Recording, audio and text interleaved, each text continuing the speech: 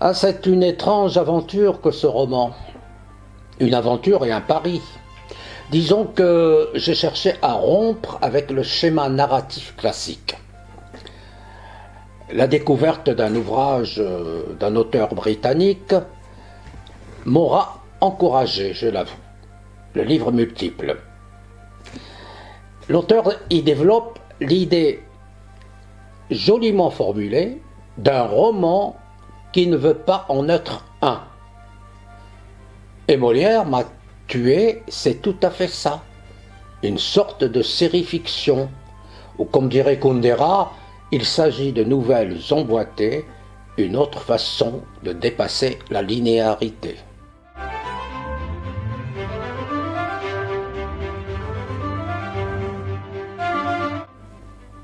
Ah, dépasser la linéarité. C'est justement l'exclamation que j'ai eue un jour en échangeant avec le même Kundera, rue de Rennes à Paris, croisé par hasard. C'était en 2004. Dépasser la linéarité, une vieille problématique pour moi, en fiction, bien sûr.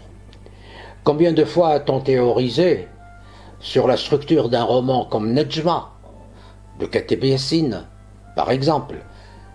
Comme je l'ai dit plusieurs fois, aujourd'hui le manuscrit de Nedjma serait refusé par tous les éditeurs de la place de Paris.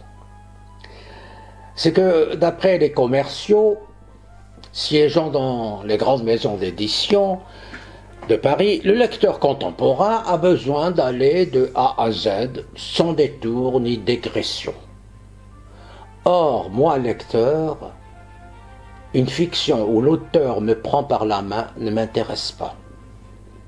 Je veux être interpellé, impliqué, comme actant, dirais-je, au risque d'être déstabilisé par la structure du récit.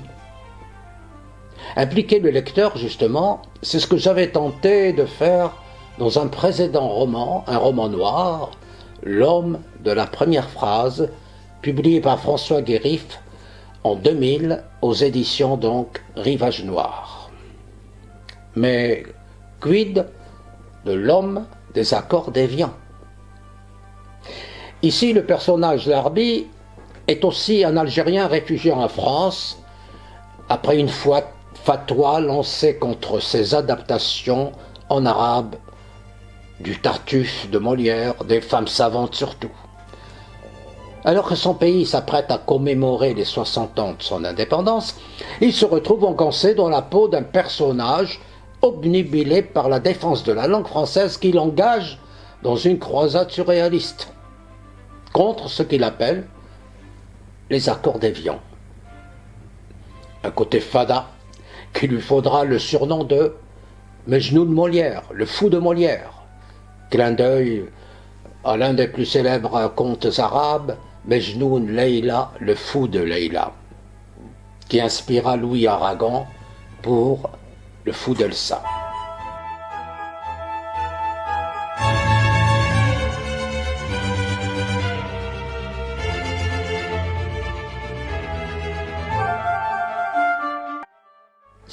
Ce jeu de mots accord déviant, disons que c'est mon personnage lui-même, Larbi, toujours, qui qualifie ainsi les fautes d'accord commises dans la langue française depuis qu'il a entendu Jean-Marie Le Pen répondre à un journaliste qui lui demandait si pour lui le 19 mars 1962, date du cessez-le-feu en Algérie, était venu trop tard ou trop tôt.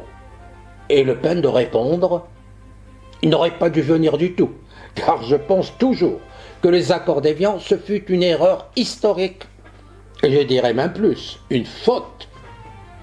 Et notre Larbi, immanquablement, il entend faute et il entend accord déviant, du verbe dévier.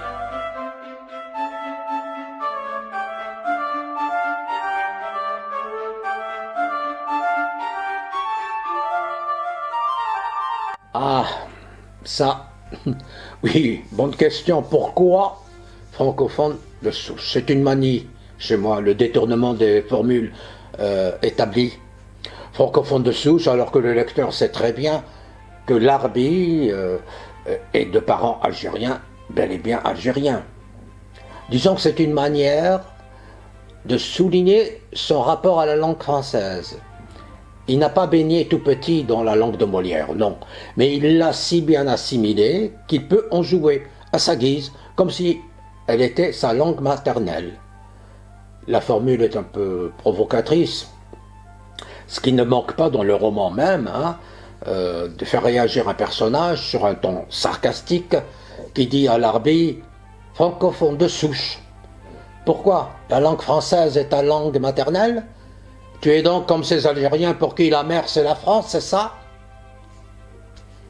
Et ça, c'est une réplique tout à fait DZ, non?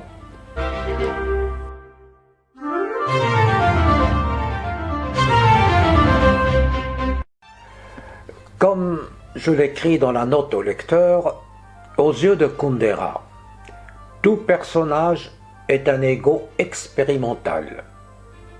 Avec l'autofiction, soit dit au passage, l'équation s'inverse. C'est l'ego qui se fait personnage expérimental.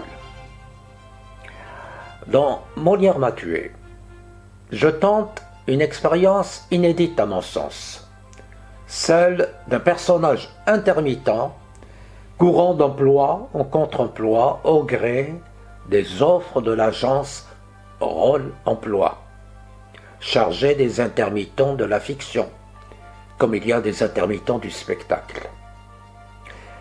Dans ce roman, la dite agence gère une maison des personnages où des auteurs en panne d'inspiration viennent recruter leurs futurs protagonistes, leurs futurs personnages.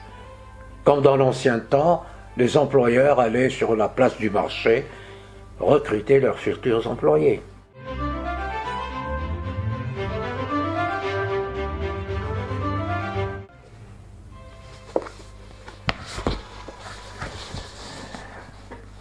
Après une brève carrière dans le théâtre, il se fit tout de même remarquer durant les journées off d'Avignon. Larbi fit parler de lui dès sa première participation à la fameuse dictée de Pivot. Le double emploi de secrétaire de rédaction et de correcteur, qu'un directeur d'hebdomadaire offrit généreusement aux réfugiés qu'il était, vint réveiller en lui l'angoisse de la coquille et de la faute d'étourderie, comme on dit pudiquement. D'orthographe ou d'accord, toute faute lui semblait un délit. Les tribunes qu'il arrivait bon an mal an à publier, il est signé tour à tour larbi.fr ou François.dz. Deux curieux pseudonymes qui en disent long sur sa bipolarité, comme il dit. Devenu donc François, en devenant français, ce qui lui valut l'éloge appuyé d'Éric Zemmour, il avait tout de même conservé ce DZ qui le rattachait littéralement à son pays d'origine. Désormais, il se sent dépositaire d'une autre charge, celle-là même qu'il s'était déjà au bled attribuée par amour de la langue de Molière. Il ne supportait plus que sa lecture des pages de journaux et magazines fut altérée par des coquilles à l'appel, et tout cela parce que les patrons de presse, par mesure d'économie, avaient confié la si noble mission de correcteur à des logiciels sous-qualifiés. Ne supportant plus moralement la situation qu'il avait plongé dans la consommation de psychotropes, il s'était résolu à s'inscrire au chômage, ce qu'il s'était refusé de faire jusqu'alors. Au premier rendez-vous à Pôle emploi, et au vu de son cursus, la jeune stagiaire en charge de son dossier le rassura. « Vous tombez bien. Mon compagnon qui fait du théâtre comme vous a trouvé son bonheur à cette adresse. Vous verrez, votre vie va changer. » Larbi se saisit du bout de papier et lit. « Agence Rôle-Emploi, votre avenir est en jeu, celui de nos auteurs aussi. » Et immanquablement, il eut son fameux grincement de dents à la vue de ce qu'il prit pour une coquille rôle-emploi au lieu de Pôle-emploi, à une lettre près. Un grincement de dents que la jeune conseillère prit pour une marque de dépit. Croyez-moi, en homme de théâtre, vous passerez en premier. Pôle-emploi, pardon, le lapsus est systématique, c'est bien rôle-emploi que je voulais dire. Oui, rôle-emploi, une idée géniale que l'on doit à Simon Hillel. Vous avez entendu parler sûrement de son best-seller. C'est à son initiative qu'un groupe d'éditeurs indépendants a créé l'agence Rôle-emploi. Et le principe est d'une simplicité biblique. Il s'agit d'assurer un emploi aux intermittents de la fiction. Des personnages en manque de représentation, courant d'un emploi à un autre, au gré des besoins des auteurs qui, eux, sont en quête de personnages.